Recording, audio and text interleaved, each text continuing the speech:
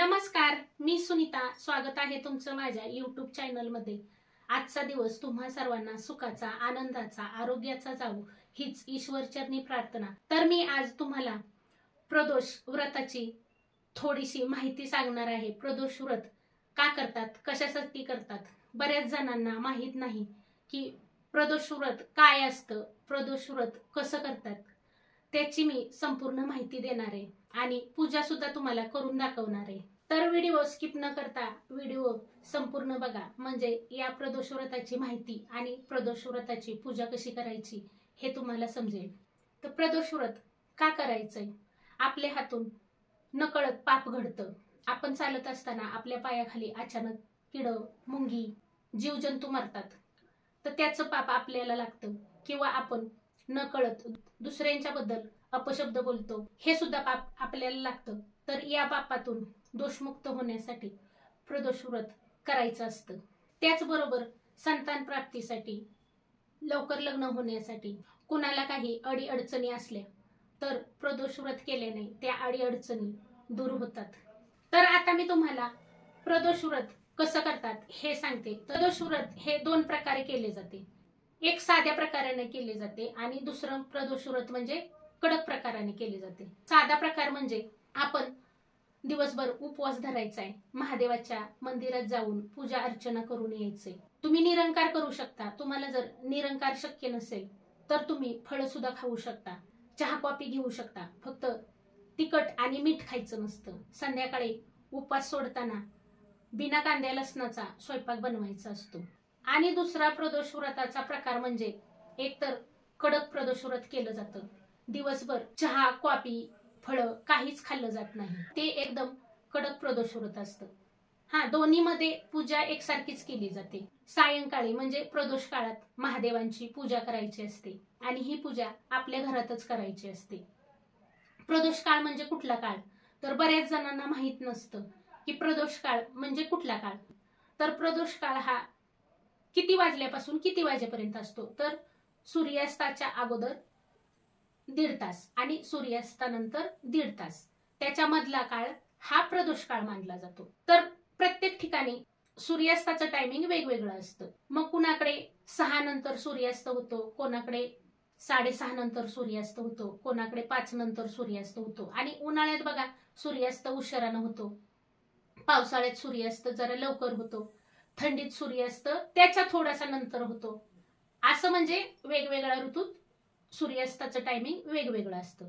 त्यानुसार हा प्रदोष काळ मानला जातो. आणि त्या मधल्या काळात आपल्याला शंभू महादेवांची पूजा आपल्या घरात करायची. तर आता जे साधे प्रदोष आहेत ते तुम्ही कायम धरले तरी चालतात, पण जे नवसाचे प्रदोष आहेत ते 11, 16, 21 असे हे प्रदोष धरावे लागतात. कारण ते नवसाचे प्रदोष असतात. इच्छा पूर्ण झाली तरी प्रदोष पूर्ण करायचे असतात आणि इच्छा पूर्ण नाही झाली तरी प्रदोष व्रत पूर्ण करायचं असतं. मग तुम्ही 11 करा किंवा 16 करा किंवा 21 करा. आणि प्रदोष व्रत केल्याने खरंच इच्छा पूर्णच होते. तर संध्याकाळी आपल्या घरात प्रदोष व्रताची पूजा केली ना तर खूप छान वाटतं. पूजा बघून मन प्रसन्न होतं. आपल्या घरातलं वातावरण सुद्धा छान प्रसन्न होऊन जातं. आणि प्रदोष व्रताला फक्त पांढरेच कपडे चालतात. जरी तुमच्याकडे पांढरे कपडे नसतील तर लाल काळा रंग सोडून कपडे घालायच्यात, फिकट रंगाचे कपडे घालायच्यात. शक्यतो पांढरीच कपडे घालावीत. महादेवांना पांढरं भस्म, पांढरी फुलं, महादेवांना सगळ्या पांढऱ्या वस्तू प्रिय आहेत. म्हणून आपण सुद्धा महादेवांचा कुठलाही उपवास करतो, जसं की 16 सोमवार करतो, सोमवार करतो, प्रदोष व्रत करतो, तर पांढरीच कपडे घालावीत. आणि हा उपवास सायंकाळी सुद्धा लवकरच सोडायचा आहे. उपवास सोडायला जे काय आपण रोजची भाजी चपाती बनवतो तीच बनवायची. सोमवाराला भाकरी तर चालतच नाही, चपातीच बनवावी लागते. तर चपाती, भाजी, वरण, भात फक्त तुम्ही बिना कांद्या लसणाचा हा स्वयंपाक बनवायचा आहे. आणि व्रत करत्याने त्याच्यावरच उपवास सोडायचा आहे आणि महादेवांना सुद्धा पूजा झाल्यानंतर त्याचाच नैवेद्य दाखवायचा आहे. तर ज्यांचं साधं प्रदोष व्रत आहे त्यांना तर कायमचे प्रदोष व्रत करण्यामुळे त्यांना काही करायची गरज लागत नाही. पण जे नवसाने प्रदोष व्रत करतात 11, 16, 21 त्यांचे प्रदोषव्रत पूर्ण झाल्यानंतर शेवटच्या प्रदोषव्रताच्या वारी एक जोडी जेवायला घालायची, त्यांना बिना कांद्या लसणाचा स्वयंपाक बनवायचा. अशा प्रकारे हे प्रदोषव्रत करतात. तर चला आता आपण पूजा कशी करायची ते पाहूया. तर आता आपण पूजेसाठी लागणारे साहित्य बघूया. पूजेची तयारी अगोदर करून ठेवली की आपल्याला पूजा करताना उठावं लागत नाही. असं सर्व साहित्य अगोदर ताटामध्ये घेऊन ठेवायचं आहे. दूध घेतलंय, पाणी घेतलंय, रुद्राक्षाची माळ घेतली, बेल, पांढरी फुलं, तांदूळ, हळद कुंकू, साजूक तुपाचं निरंजन, गाईचं तूप आहे, गणपती बाप्पासाठी गुळ खोबरं, धूप, खडी साखर, 2 सुपाऱ्या, खाऊची पानं, शंभू महादेवांची पिंड घेतली. तुमच्याकडे पिंड नसेल तर तुम्ही वाळू आणून वाळूची पिंड केली तरी चालेल. पिंडीसाठी वस्त्रमाळ केली. वस्त्रमाळ पांढरीच करायची. वस्त्रमाळेला हळद कुंकू लावायचं नाही. कापसाची वस्त्रमाळ घरी तयार करायची. प्रदोषव्रत कथेचं पुस्तक घेतलंय, अष्टीगंध घेतलाय, भस्म घेतलंय, कापूर घेतलाय, तामन आणि पळी घेतलीये. तर चला आता आपण पूजेला सुरुवात करूया. तर सर्वात आधी मी पूजेची जागा ओल्या कपड्याने स्वच्छ करून घेतली. त्यानंतर चौरंग ठेवलाय. चौरंगावर पांढरं कोरं कापड अंथरलंय. मी या कापडावर 4 वेळा पूजा केली, त्याच्यामुळे थोडंसं हळद कुंकू लागलंय. पांढरी रांगोळी काढून घेतली. चौरंगाभोवतणी रांगोळी काढून घ्यायची. तर आज प्रदोषव्रत आहे म्हणून मी ओम काढलाय आणि स्वस्तिक काढलंय. तर आता आपण पूजेला सुरुवात करूया. पूजेला सुरुवात करायच्या आधी आपण दिवा लावून घ्यायचा. कुठल्याही पूजेला सुरुवात करताना दिवा लावून घ्यायचा आणि अगोदर दिव्याची पूजा करायची. हळद कुंकू लावून घ्यायचंय. थोड्याशा अक्षदा व्हायच्यात आणि नमस्कार करायचाय. कुठलीही पूजा करताना आपण अग्नीला साक्षी ठेवूनच पूजेला सुरुवात करतो. दिवा ठेवताना दिवा खाली चौरंगावर ठेवायचा नाही, असा प्लेटमध्ये ठेवायचा किंवा दिव्याखाली थोड्याशा अक्षदा ठेवून दिवा ठेवायचा. त्यानंतर आता इथे मी तामन घेतले. या तामनामध्ये शंभू महादेवांची पिंड ठेवणार आहे. आपण महादेवांची पूजा करायच्या अगोदर गणपती बाप्पा म्हणून सुपारीची पूजा करणार आहोत. तर इथे मी 2 खाऊची पानं घेतलीत. त्यावर आता थोड्याशा अक्षदा ठेवायच्यात. त्यावर सुपारी मांडायची. सुपारीला फुलांनी थोडासा पाण्याचा अभिषेक करायचा आहे. गणपती बाप्पांना हळद कुंकू अष्टीगंध अर्पण करायचा आहे. 1 लाल फूल अर्पण करायचंय. त्यानंतर धूप ओवाळायचे, दीप ओवाळायचे, नमस्कार करायचाय.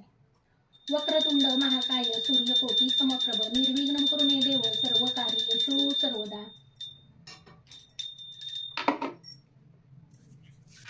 आणि गणपती बाप्पांना गुळ खोबऱ्याचा नैवेद्य अर्पण करायचा आहे. गुळ खोबऱ्याच्या भोवतीने 3 वेळा पाणी फिरवायचे आणि नमस्कार करून गणपती बाप्पांना सांगायचे, माझी ही पूजा निर्विघ्न पार पडू द्यात. त्यानंतर आता आपण महादेवांच्या पिंडीसमोरच नंदींची स्थापना करणार आहे. थोड्याशा अक्षदा ठेवल्यात. अक्षदावर नंदी म्हणून सुपारी ठेवणार आहोत. आता नंदींना सुद्धा फुलांनी थोडंसं पाणी शिंपडायचंय, हळदी कुंकू लावायचंय, अष्टीगंध अर्पण करायचाय, 1 फूल व्हायचंय, धूप ओवाळायचंय, दीप ओवाळायचंय आणि नमस्कार करायचाय. त्यानंतर आता महादेवांचे गण असतात म्हणून आपण या तांदळाच्या अक्षदांनी 5 गण करून घेणार आहोत. आता यांना सुद्धा हळद कुंकू अष्टीगंध अर्पण करायचाय. 1 फूल अर्पण करायचंय, धूप ओवाळायची, दीप ओवाळायचंय आणि या गणांना सुद्धा नमस्कार करायचाय. आणि त्यानंतरच आता आपण महादेवांचा अभिषेक करून घेणार आहोत. त्यानंतर आता आपण महादेवांच्या पिंडीवर दुधाने अभिषेक करणार आहोत. 5 पळ्या दुधाच्या घालायच्यात. ओम नमः शिवाय म्हणत म्हणत दूध अर्पण करायचे।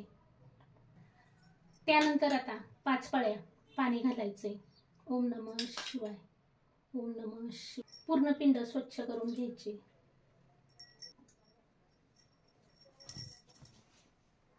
पिंड पुसून घ्यायचे।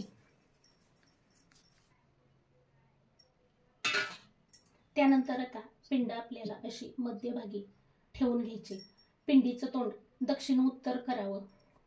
आपण बघा मंदिरामध्ये गेलो तर पिंडीचं तोंड असं दक्षिण उत्तर असतं। त्यानंतर आता महादेवांना भस्म अर्पण करायचे, वस्त्र अर्पण करायचे, अष्टगंध सुद्धा थोडासा महादेवांच्या लिंगावर अर्पण करायचंय।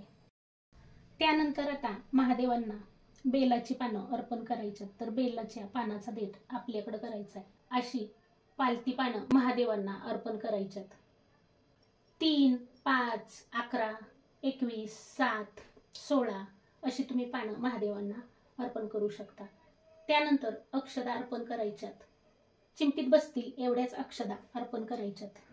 त्यानंतर सफेद फुलं व्हायच्यात। तुम्ही 1, 2, 3, 4 तुम्हाला जेवढी फुलं व्हायच्यात तेवढी फुलं तुम्ही वाहू शकता। त्यानंतर आता इथं हा जो पिंडीचा मधला भाग असतो तो भाग पार्वती मातेचा असतो। आता इथे आपल्याला हळद कुंकू अर्पण करायचे। पार्वती मातेला हळद कुंकू लावल्यावर स्वतःला सुद्धा हळद कुंकू लावून घ्यायचे आणि एक फूल वाहून घ्यायचे। त्यानंतर हा जो निमुळता भाग आहे इथे महादेवांचं परिवार असतं। अशोक सुंदरी, कार्तिके, गणपती बाप्पा यांची सुद्धा आपल्याला पूजा करून घ्यायची। तर इथे सुद्धा आपल्याला भस्म लावून घ्यायचंय। पिंड छोटी आहे, एक एक फूल वाहून घ्यायचंय। त्यानंतर आता धूप ओवाळायचे, दीप ओवाळायचे। त्यानंतर इथं माझ्याकडे रुद्राक्षाची माळ आहे तर मी पिंडी भोवतीने माळ घालणार आहे। नंतर आता आपण दूध आणि खडी साखरेचा नैवेद्य महादेवांना दाखवून घ्यायचा आहे। नैवेद्याभोवतीने 3 वेळा पाणी फिरवायचे। जर तुमच्याकडे बेलपत्र अजून असतील तर तुम्ही बेलपत्र वाहत महादेवांची 12 ज्योतिर्लिंगांची नाव आपल्याला घेत घेत बेलपत्र व्हायच्यात। माझ्याकडे 5 बेलपत्र होती ती मी वाहिली। आता मी इथे पांढरी फुलं वाहून 12 ज्योतिर्लिंगांची नाव घेणार आहे। ओम सोमनाथाय नमः, ओम मल्लिकार्जुनाय नमः, ओम केदारनाथाय नमः। त्यानंतर आता इथे माझ्याकडे प्रदोष व्रत महात्म्य कथा आहे। यातील मी कथा वाचणार आहे आणि शंभू महादेवांची कर्पूर आरती करून घेणार आहे। हे पुस्तक जर तुमच्याकडे नसेल तर शिवलीला अमृत म्हणून पुस्तक आहे, त्यामध्ये सुद्धा प्रदोष व्रताची कथा आहे। पुरुषाला तो पाहून प्रकाशाने चकाकून दिसतो तर कृष्ण पक्षात भगवान शिवशंकर यांच्या जटेतील चंद्रकोरी सारखा सूर्याजवळ जाताना दिसतो। म्हणजे दोन्ही वेळेला काळी व पांढरी चंद्रकोर दिसते। पर्यायाने चंद्राद्वारे आपल्याला श्री शंकरांचे दर्शन होते। या दिवशी म्हणजे प्रदोषाला शंकरांच्या पूजेमुळे धनप्राप्ती होते, मन शांती मिळते। तर इथे माझी प्रदोष व्रत कथा महात्म्य वाचून झाले आहे। आता आपल्याला कर्पूर आरती करून घ्यायची। सर्वात पहिली गणपतीची, त्यानंतर माता पार्वतीची आणि महादेवांची आरती करायची। सुखकर्ता दुःखहर्ता वार्ता विघ्नाची, उर्वी पूर्वी प्रेम कृपा दयाची, सर्वांगी सुंदर ओटी सेंदुराची, कंठी झळके माळ मुक्ता फळांची, जय देव जय देव जय मंगल मूर्ती दर्शन मात्रे मनोकामना पूर्ती, जय देव जय। धूप आरती करून झाल्यानंतर महादेवांना धूप ओवाळावे, घरभर हे धूप फिरवावे। घरामध्ये कापूर जाळलेला चांगला असतो आणि प्रदोष काळात घरामध्ये कापराचा सुगंध दरवळलेला शुभ असतो। सर्वांना आरती द्यावी। तर अशा प्रकारे आपली प्रदोषची पूजा करून झालीये।